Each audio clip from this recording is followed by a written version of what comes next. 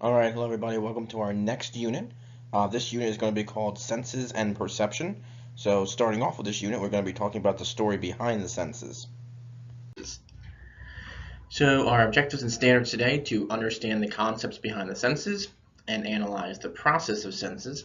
And take a look at the standards there, please.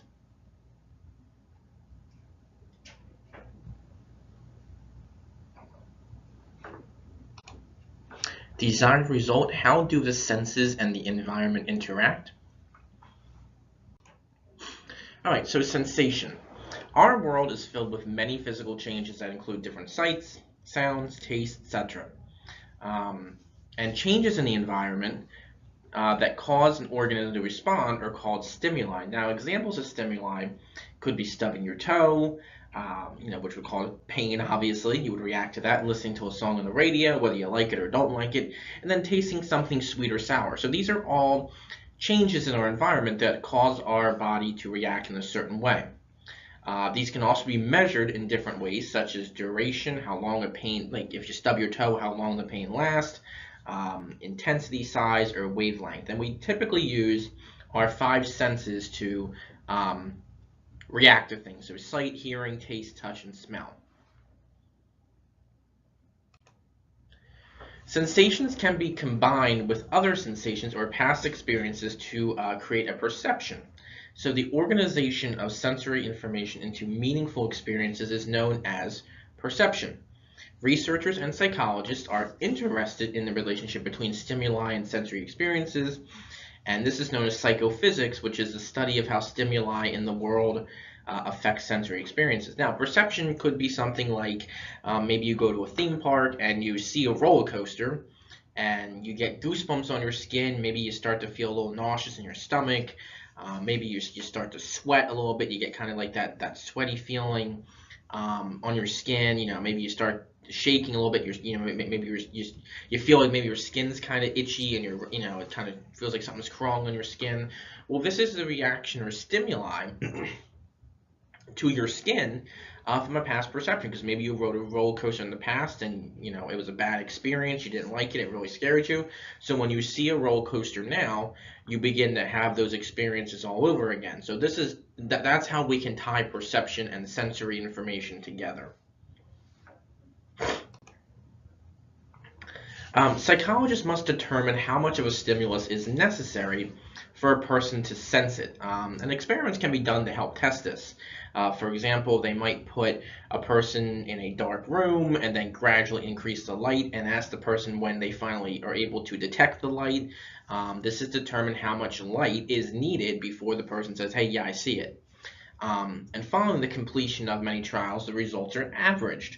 And this is what we know as the absolute threshold. This is the weakest amount of stimulus needed to produce a sensation. Excuse me. For example, how much of a smell must be in a room for a person to smell it? What amount of pressure must be felt on the skin before a person feels it? Other examples as well. Difference threshold is another type of threshold for sensations. So it refers to the minimum amount of difference a person can detect between two stimuli. We'll get into this on the next slide. The just noticeable difference, or the JND, refers to the smallest increase or decrease in the intensity of a stimulus that a human is able to detect half the time. So sensory experience depends more on changes in stimuli than about the absolute size or amount. So it's not about how much pressure, how hard you might stub your toe, or how loud the song is. It's more about the change in it. Okay, if that makes sense. So noticing differences. This idea was first studied by Ernst Heinrich Weber, 1795 to 1878. That's the first picture there. And he and his student Gustav Theodor Fechner, 1801 to 1887, worked to study the human response to stimulus. And this is how we came up with Weber's law.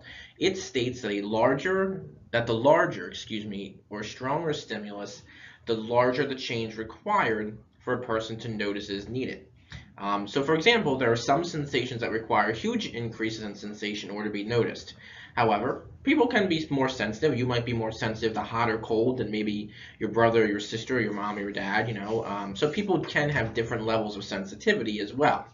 Another example of this is, for example, electrical shock. If you get an electrical shock, it hurts. It needs to only be increased 8 times to double the voltage for it to hurt again.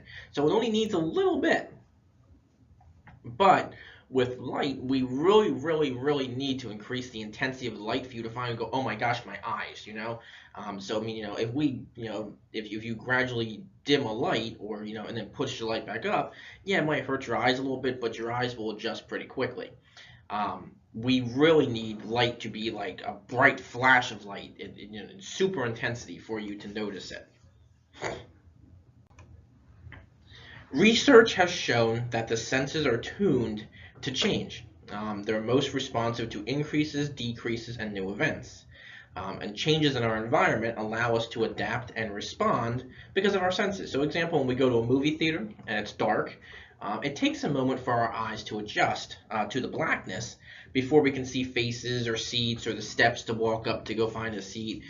So that's an example of your senses, your eyes changing and adjusting. Your eyes are adapting to the change in the environment. It's also true for skin. Think about this. If you go swimming in a pool or a lake or the ocean, when you get into that water, it's typically, I mean, sometimes it can be warm, but typically, it's a little cold or it's a different temperature.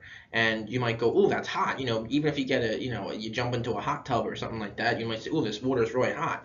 It takes a while for your skin to adjust to it, but your body will, just like jumping into a cold pool, or lake, at first you might go, oh my gosh, this is so cold. Well, that's your body reacting to that change. But again, your body then gradually adapts to where you go, oh, this ain't so bad. The pool water's nice, the lake's nice, whatever. Okay, relationship between detection. In terms of stimuli we perceive and those we cannot perceive, there is no sharp boundary. Um, Relations between motivation, sensitivity, and decision making in detecting a stimuli or not is known as signal detection theory. Okay, so noticing two different types of stimuli. We'll explain this a little bit.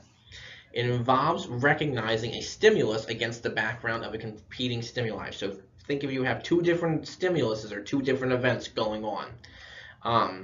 The detection theory states that the stimulus or signal must be detected in the presence of a competing stimuli that can interfere with it. So, for example, in relationship to the real world, radar operators, so men and women who watch airplanes, there's little blips on the screen and make sure airplanes are flying okay. They have to be able to recognize a blip on an airplane compared to a flock of birds or bad weather on their screen. So they have to compare between the two things. They have to know, hey, that's an airplane, and hey, that's a storm cloud coming in. I need to let the pilot know there's a storm cloud coming in, there's bad weather coming in. They need to be able to differentiate between those two stimuluses pretty quickly. A more maybe realistic version for you would be maybe struggling while you're working on a homework assignment or maybe on this lesson.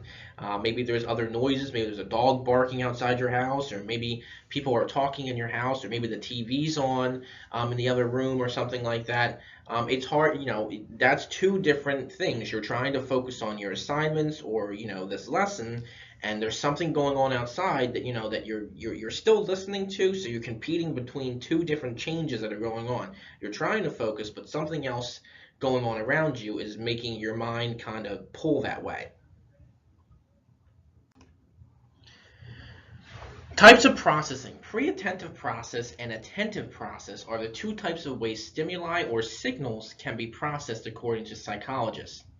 In the pre-attentive process, information is extracted automatically and simultaneously. I'm going to give you a couple examples in a minute. The attentive process considers only a part of the stimuli at a time. So let's try this new activity for yourself. And for your desired result, your closure here, remember to answer this question at the end. How do the senses and the environment interact? And for the rest of this week, we'll be looking at the senses, vision, touch, taste, things like that. So hopefully you'll enjoy that. All right, talk to you guys soon.